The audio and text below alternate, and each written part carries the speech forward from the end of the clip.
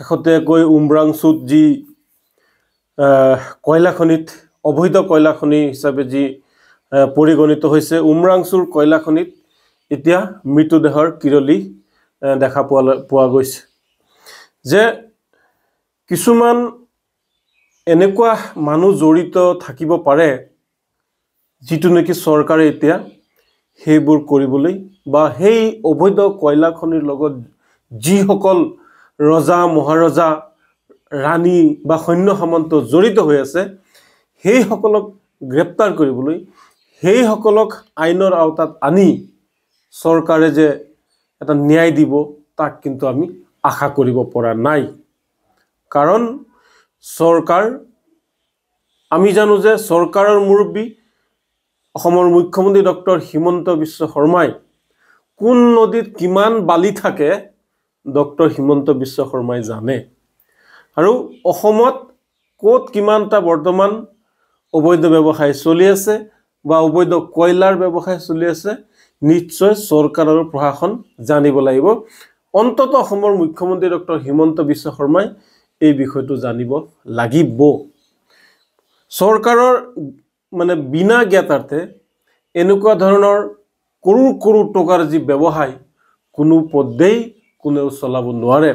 আপোনালোকে জানে যে কিছুদিন পূৰ্বে বাল্য বিবাহ কৰা স্বামীসকলক গ্ৰেপ্তাৰ কৰিছে, সুদখোৰসকলক গ্ৰেপ্তাৰ কৰিছে, থানাত এজাহাৰ লিখাসকলক গ্ৰেপ্তাৰ কৰিছে, বহুত দালালক গ্ৰেপ্তাৰ কৰি চমৎকাৰ দিছে মুখ্যমন্ত্ৰী ডাঙৰীয়াই।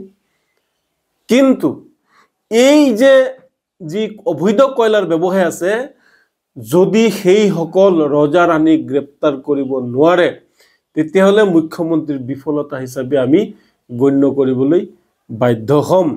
আৰু যদি প্ৰকৃত অবৈধ কয়লাৰ ৰজা ৰাণীক গ্ৰেপ্তাৰ নকৰে তেতিয়াহ'লে এই যে যিসকল অবৈধ কয়লাৰ উঠাবলৈ গৈ কয়লা খনিত মৃত্যুবৰণ কৰিব লগা হৈছে তেওঁলোকৰ আত্মাই কিন্তু শান্তি নাপাব আৰু তেওঁলোকৰ অভিশাপ লাগিব। তেওঁলোকৰ অভিশাপত কিন্তু চৰকাৰ হিলি যাব। গতিকে মই চৰকাৰ হিলি যোৱাৰ আগতে মই মুখ্যমন্ত্ৰী ডাঙৰীয়াক অনুৰোধ জনাম যে অবৈধ কয়লা খনিৰ লগত যোনে জড়িত নাথাকক আপুনি কাকো ভয় নকৰি তেওঁলোকক গ্ৰেপ্তাৰ কৰক।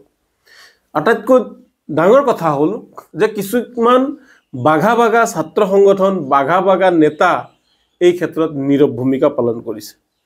বিশেষকৈ উজনি অসমৰ কিছুমান দল সংগঠনৰ নেতাসকলে নীৰৱ ভূমিকা লৈছে।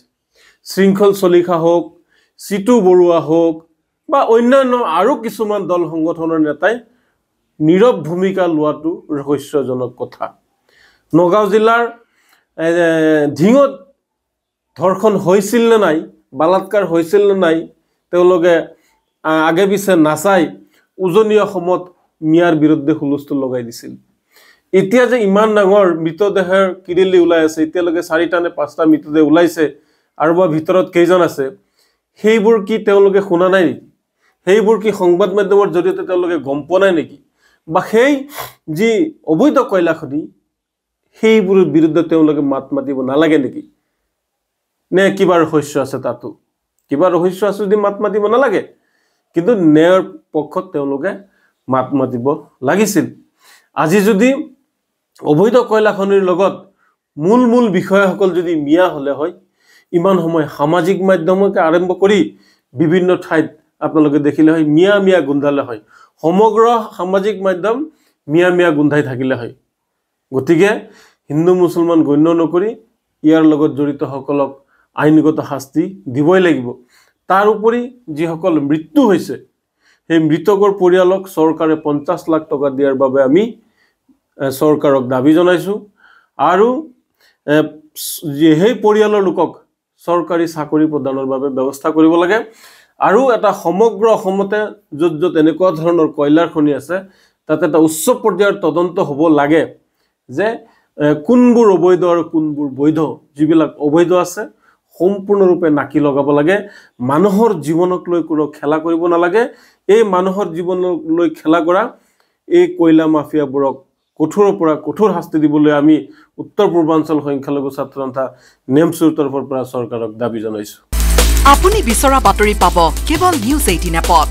নিউজ 18 এপ ডাউনলোড কৰিবলৈ স্ক্যান কৰক এই QR কোড। গুগল প্লে ষ্টৰতো পাব এই নিউজ 18 এপ।